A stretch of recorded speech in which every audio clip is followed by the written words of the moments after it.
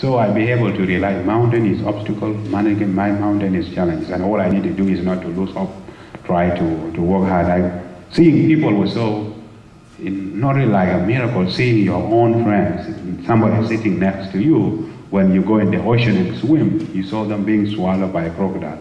It was really very, very bad. So we crossed the desert, had snake bite, I gave up. But again, the theme of the mountain came back and said, what kind of mountain? This is the mountain that I need to move. I was limping because I had snake bite in the desert, and I was really nearly half dead. So I came to this refugee camp. And this is not my fault. It was one of the kids in the village. We were bitten by a snake in January when I was in the village. But there was no treatment. So that was how my food was like. So I was totally paralyzed on one side after I crossed the desert. And I was limping. I was not able to move. So again, I became bitter. I was so angry. While I was sleeping, hoping that I was waiting for my death, my parents came back in the dream. They scolded me. My dad said, because I was hopeless, then I was not going to move the mountain, meaning I will never get ill from snake bite. But if I can be hopeful again, if I can restore my hope, then I could really move the mountain. My mom scolded me, saying that because I was so negative about life, that what I was going through was a part of the 10%. But all I need to do is to forget it and be positive and have the resilience, and I can move the mountain. They kiss me goodbye in the dream, and they say they need me to come back home. So they disappear from the dream. I fell off the bed, but I was so disappointed to find myself in the same refugee camp on the very same bed. But that dream changed my life. The following morning I woke up, began to be resilient, began to have hope, and I was healed a couple of weeks later, and then I was a healthy person again. Because of civil war, we ran away. The camp got bombed, we ran back. We could not go to Sudan because we would be killed. We could not go back to Ethiopia, we would be killed. So we ran into Kenya, where I was. These kids are not dead. We were taught to make a bunker, to make a hole, and when the plane come to bomb, when we hear siren a bomb being dropped, we ran into the hole, because it's not safe to be in the houses, because the plane could easily see the houses and drop the bomb. So I was in this refugee camp, and that was me, using my parent philosophy. You don't need to have an iPad, or you don't need to have a very good car, or even a Facebook to be happy. So I was happy, I was content with what I have, and was really a very good life. And this is where I used to study. I began school when I was 13 years old in 1990, and because of civil war in Ethiopia, I had to run away. So I came to this refugee camp, and I went to school there. The lost boys, again, using Mr. Dixon's idea, was that the government was to derive their resources, and resources was men, young people, young boys and girls. So the war drove young boys and girls out in the country, and I was part of that group. And thank you, the American people and your government, who gave us the opportunity to come here. But I think I want you to take this philosophy seriously, that education is your mother and your father.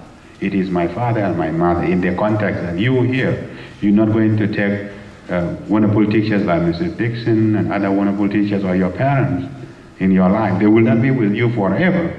But I think they are giving you, they are donating their wisdom. And all you need to do is open your hearts and open your mind and listen to whatever they are telling you in their classes, with the hope that when you listen, you understand.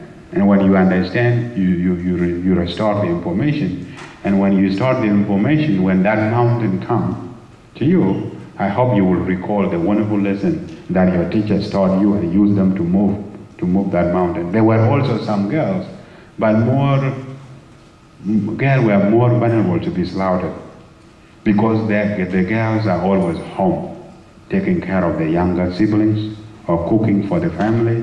When the attack is happen, they either slaughtered with their parents, and that is why there are so few girls who came to the United, because most of them were slaughtered during the war. Oh, I thought you American people really love me to the extent that you are welcoming me in the airport with such amount of sugar, seeing the snow on the ground for the first time. I thought it was really sugar on the ground. Part of this school curriculum, especially those who are involved in STEM, that you are part of a larger global human community. So when I came here, my global minded clashes with Subway. You know Subway? Have you been ordering Subway? Subway, eat fresh. So when I came, one of my good friends took me to Subway because she wanted me to eat fresh food. But I really, because I fell in love with chicken teriyaki, especially with sweet onion sauce. But the global aspect was that, what kind of cheese do I need on chicken teriyaki? And I was asked an American cheese, Swiss cheese, or Italian. So I say I need an African cheese. And they were laughing at me. When I came here, I never been in a car. And I came here at grade 11. I passed my GED because I didn't go to high school. I was 21, and I went to community college. So while going to community college, I had to walk 40 minutes to go to downtown. I have to walk sometime 2 hours from work to come to downtown. So my life was, so I decided I need to have, who have a driver license? Someone? Yeah, I failed my road test 3 times. I was so upset for the 3rd time.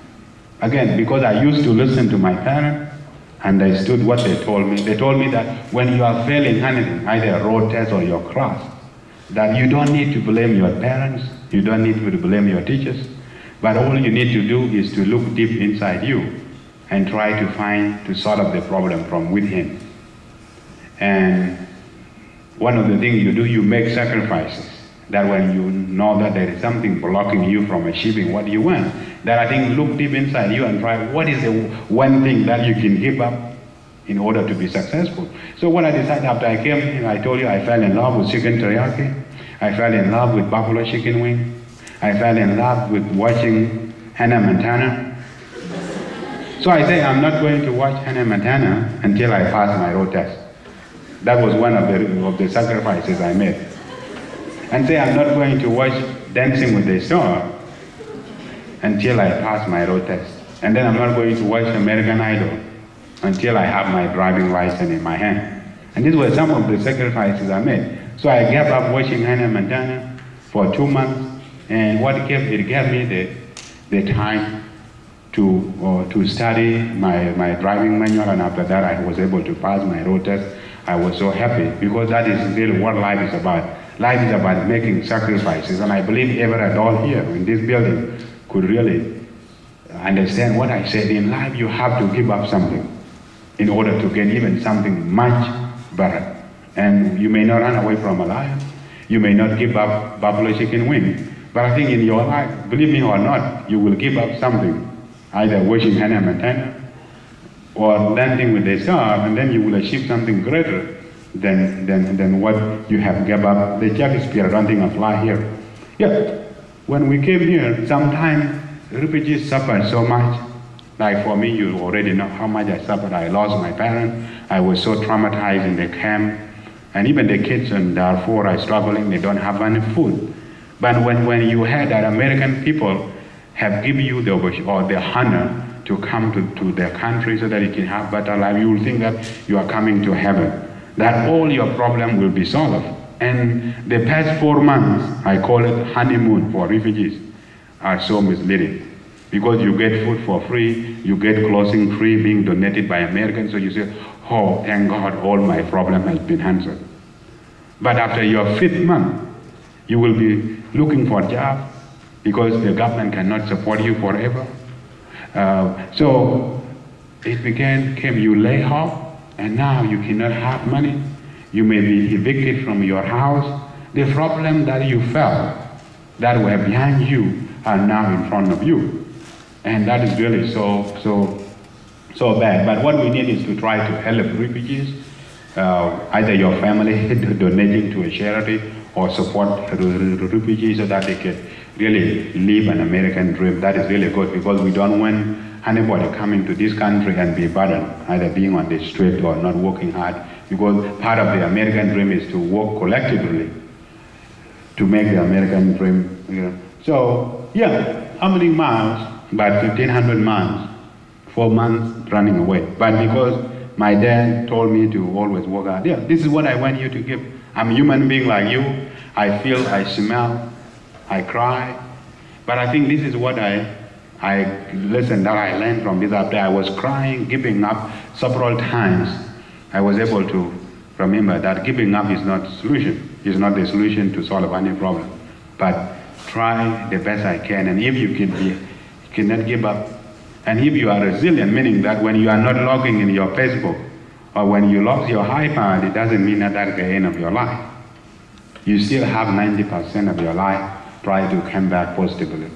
And if you respect yourself as a human being, as a leader, as a student, and respect your parents and your teachers, then nothing can really prevent you from that American dream. Who took a school bus this morning? Who came to school by school bus? That's really good. You are really so lucky. You are really so special. I call it yellow special yellow limousine. That last week on date 15, I was given the honor to speak in Congress, talking about the importance of education. But the following, somebody who was my good friend hosted me in his house, but he was neighbor with the Vice President Joe Biden.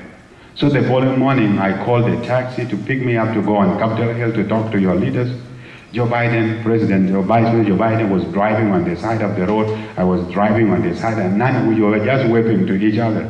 I didn't stop. But this morning, I have to stop because the yellow limousine is stopped.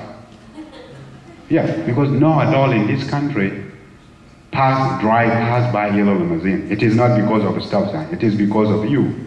That each one of you are very special, more than President Obama. And that is how your country, that is how your city is honoring. Even your teachers here, they know they are your teachers in their class. But when they are driving to school in the morning, they cannot mess up with yellow limousine. They have to stop. It's just they are honoring you. And the hope is that when you come to class, you will listen to your teachers, you will take an education, and you will go back to be Obama. That you are American is nesting your dream. Obama is doing now, make sure that everyone has job in the country. Everyone, we have national security so that our country cannot be bombed. But Obama cannot be a good leader until he was appointed the special yellow limousine. And that is what each one of you is expecting to do. And sometimes I'm disappointed when kids don't pay attention in classes, when they are failing classes, that you are not living up to the American dream. So you need really to be happy, be appreciative that your country is really giving you this. Yeah, I graduated in 2007. This is one of my friends. The choice is in you're riding yellow limousine. Your parents are so fortunate to drop you off by the school. Your teachers, Mr. Dixon and other wonderful teachers, care for you so much. They are giving you the knowledge. But I think the choice is in your court. The ball is in your court, it's rolling in your court. So I don't know. Do you want to kick it in the 2%, or you want to kick the ball or dump it to among the 98%? So it's absolutely yours. Yeah, I went back and my family thought I was dead, and this is what happened. I came back, they did a huge celebration, and it was really a very huge celebration. This is my family. You will see more of that in the movie later. You see that the movie, this is the school. So after I came back, I said that I need to do something, this water that they used to drink. So before that, let me show you what the school is like in the village. And I really want you to put yourself in the shoes as you watch this movie. What if this was your school? How would your life would have been different? How is your learning?